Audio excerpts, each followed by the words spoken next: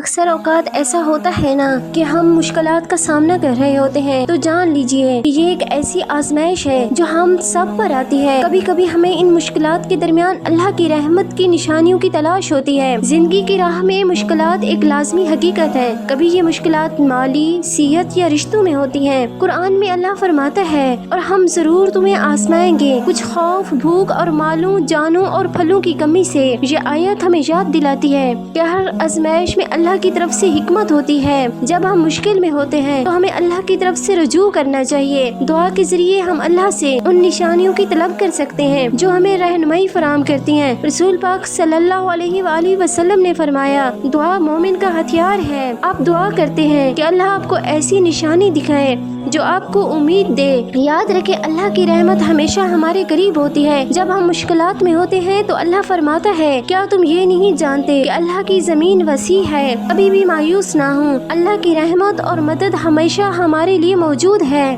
مشکلات کے وقت میں صبر کرنا اور اللہ کا شکر ادا کرنا انتہائی اہم ہے۔ رسول پاک صلی اللہ علیہ وآلہ وسلم نے فرمایا، صبر کا پھل ہمیشہ میٹھا ہوتا ہے۔ مشکلات کا سامنا کرنے وقت صبر کا دامن تھامیں، کیونکہ یہ آپ کو اللہ کی رحمت کی طرف لے جائے گا۔